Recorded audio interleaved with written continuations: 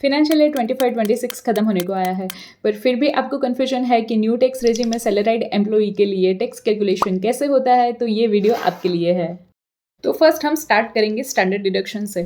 तो every salaried employee get 75,000 flat deduction from their salary. कोई भी सैलराइड एम्प्लॉई जिसका अगर ग्रॉस सैलरी मानो 5 लाख रुपीज़ है और स्टैंडर्ड डिडक्शन अवेलेबल है 75,000, तो आपका टैक्सेबल इनकम हो गया 4,25,000।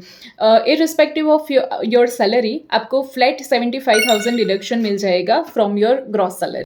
अंडर सेक्शन 87A अगर आपका taxable income up to 12 lakh rupees है तो आपको रिबेट मिलेगा 60,000 रुपीज़ का।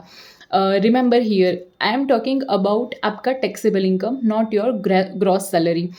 तो मानो अगर आपकी इनकम है 12,75,000, उसमें से आपका स्टैंडर्ड डिडक्शन जाएगा 75,000, तो बच गया आपका टैक्सेबल इनकम 12 लैक्स।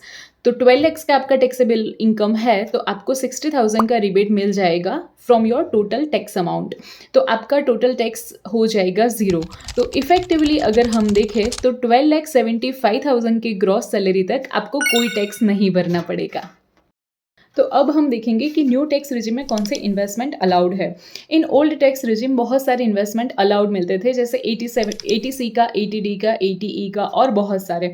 पर इन न्यू टैक्स रिजिम आपको 2 ही इन्वेस्टमेंट अलाउड होते हैं। The first investment is employer's contributions towards PF, NPS and superannuation fund, and the second one is housing loan interest on let out property. And yes, यहाँ पे एक combine exemption limit है 7,50,000 पर एनम। अगर आपका employer's contribution towards PF, NPS and superannuation 7,50,000 से ज़्यादा है तो वो आपका टैक्सेबल होगा। 7,50,000 तक वो टैक्स फ्री रहेगा।